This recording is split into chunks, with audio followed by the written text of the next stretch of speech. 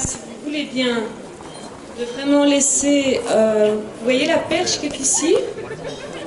Voilà, laisser le champ libre de l'allée, parce que nous avons eu un très léger petit accident hier. L'oiseau a raté sa perche et donc il a continué son trajet. Voilà, ça arrive, c'est pas bien grave, hein. Mais donc, autant lui laisser la place, vous allez voir le gabarit, vous allez comprendre tout de suite pourquoi. J'espère qu'il arrive.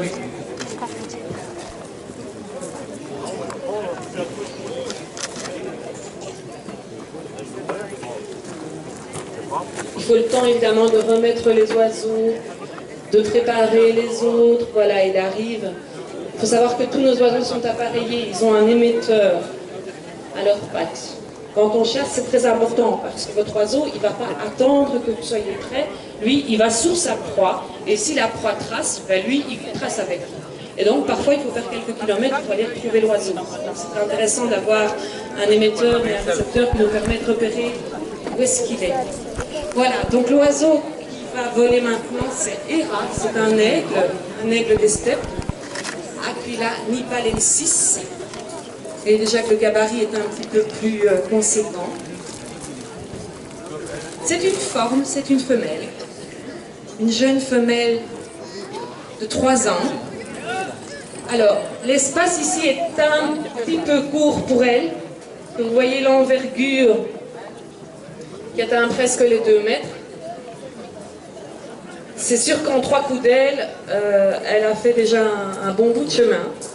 C'est d'ailleurs un peu ce qui s'est passé hier. C'est qu'elle s'est dit qu'elle avait des ailes suffisamment rondes pour faire un petit peu plus. Alors moi je l'appelle l'aigle souriant parce qu'elle a un bec très très échancré. C'est une des façons qu'on a de reconnaître l'aigle des steppes de d'autres espèces d'aigles, comme l'aigle royal. C'est assez similaire au niveau de la couleur de la robe. Mais voilà, l'aigle royal a un bec moins échancré, il est un petit peu plus foncé et surtout c'est un meilleur chasseur. Héra dans ce cas-ci c'est un aigle plutôt charognard, donc c'est pas un super chasseur. Son espèce est très friande de termites, ils aiment bien se mettre en embuscade devant les termitières. Ça c'est un de leurs mets préférés. Et ce sont des oiseaux qui passent pas mal de temps au sol.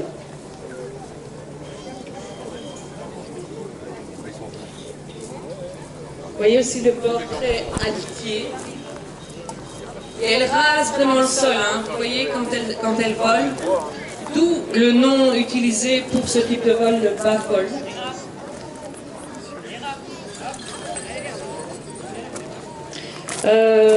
Une petite idée du poids que pèse ce genre d'oiseau.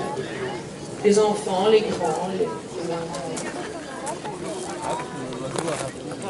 les 7 kilos, 2,5 kg, 3 kilos.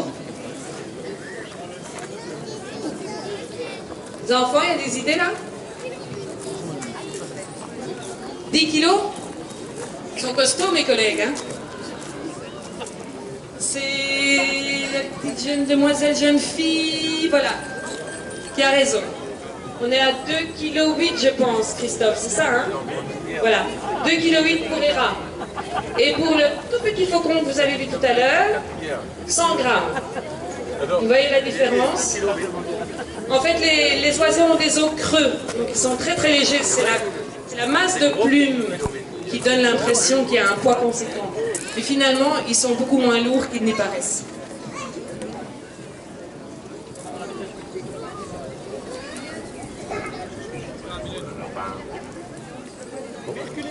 Alors, monsieur, vous avez un très joli labrador, mais ce serait bien si vous pouviez juste un petit peu vous éloigner.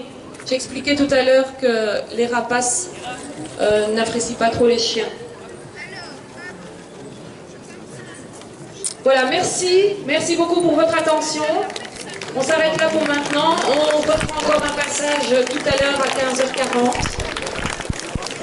Et nous sommes